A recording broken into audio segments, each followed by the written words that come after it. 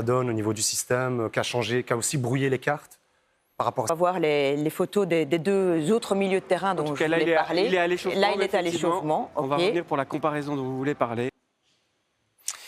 Et voilà, c'est parti pour le deuxième match. Pologne avait atteint les quarts de finale. Cette génération était belle. Elle avait été les deux dernières rencontres. Eh bien, c'était des matchs amicaux avec une victoire 0-2 de la Slovaquie qualifiée pour son premier grand tournoi en 2010. C'était la coupe emballée en face. Il y a donc cette génération. La Slovaque notamment n'est pas là. Piatek n'est pas là non plus. Goralski, Rek qui ne sont ni l'un ni l'autre. De véritables attaquants. Hamsik va évoluer peut-être en qualité de faux neuf comme le disait Alex. Et puis à ses côtés, on retrouve...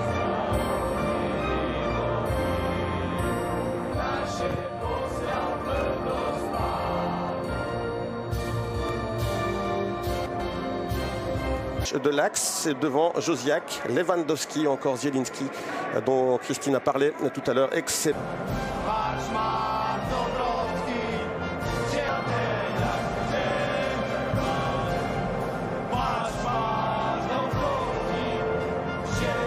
Monde 2016, il arbitre ce soir sa 12e rencontre. Certain Dries Mertens du côté du Napoli, c'est la méga star de celle-ci. Souvent du côté de la Pologne, un certain Robert Lewandowski qui sort d'une saison sans score dans ce début de rencontre. On va directement tenter de laisser jouer. On peut directement repartir avec une première faute. Non, oui, faute finalement, dit l'arbitre.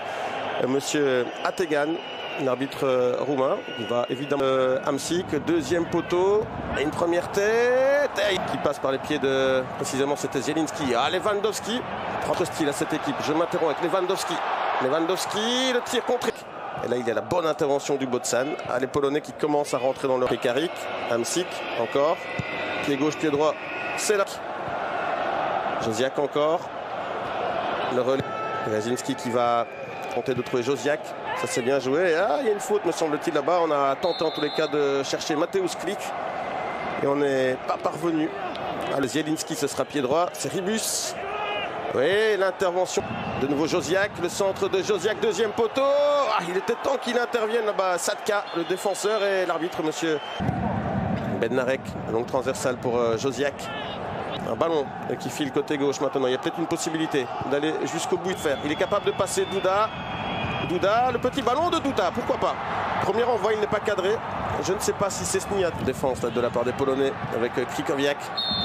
Et là, il y a une faute. Ribus. Longue balle, ça ne donne.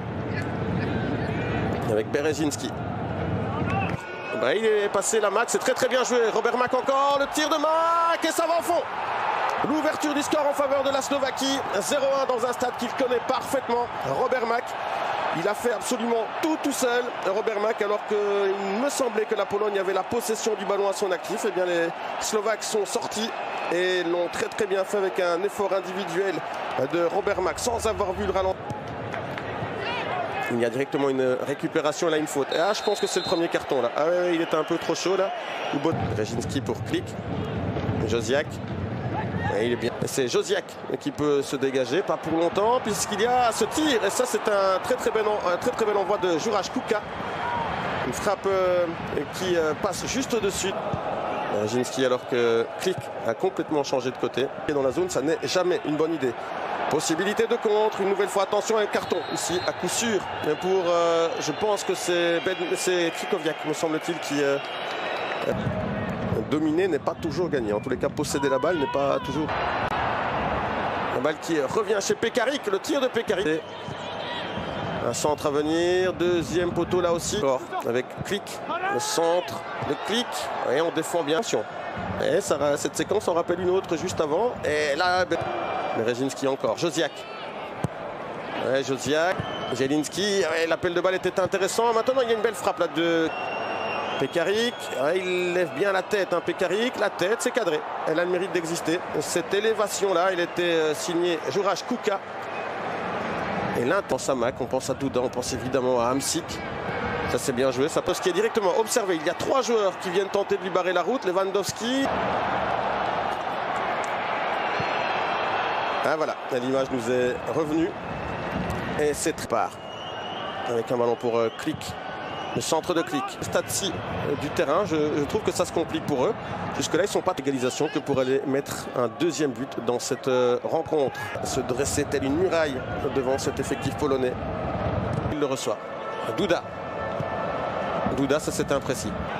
Finalement, il y a ce centre. On va chercher Lewandowski. Le tir de Lewandowski, ça n'est pas cadré cette fois-ci. Il y a un Ribus qui déborde, qui sent. Berezinski. Josiak.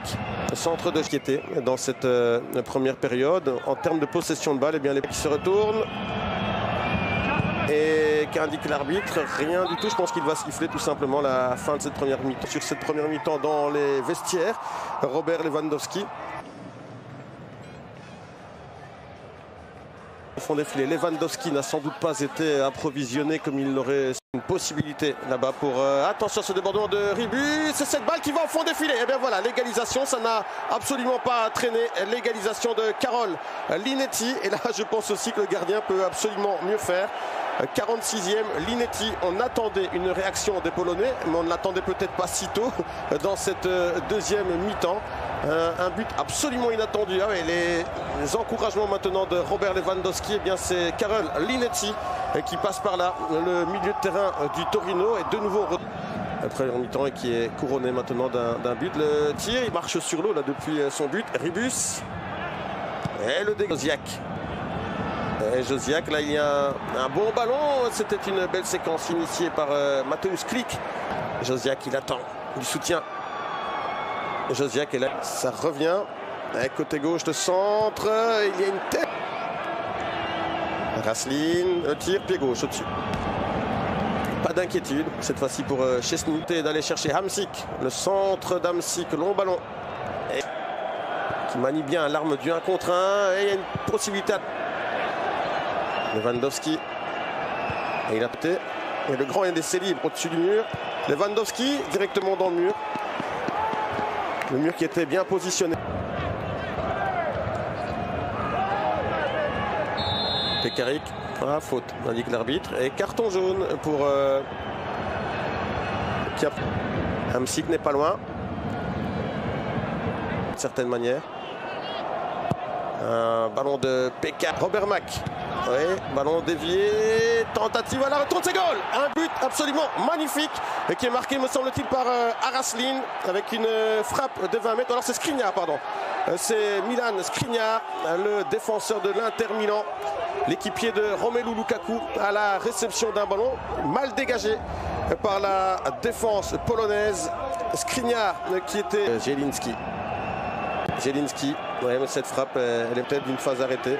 Quand ça ne fonctionne pas par les combinaisons, par les frappes de loin, mais on tente par les phases arrêtées d'aller chercher la solution. Well, the rain has been lashing down in the build-up to the game, and it's still lashing down here at Anfield. I'm Derek Ray, joined by Lee Dixon in the commentary position, and every expectation that this will be a captivating contest. It is Liverpool, and they face Barnsley. Yeah, thanks, Derek. All that work in the week, all that chat in the dressing room, all that stops now. A real opening now, and failed to keep himself onside, unfortunately.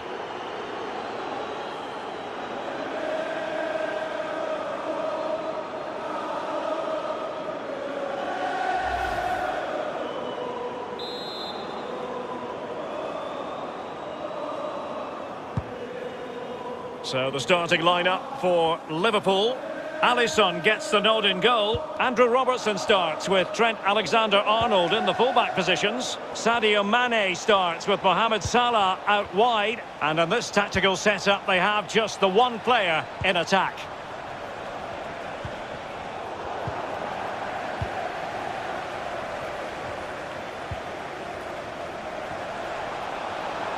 And he's broken free. Can he find the net? Salah! And a goal it is. The keeper readied up part of the equation.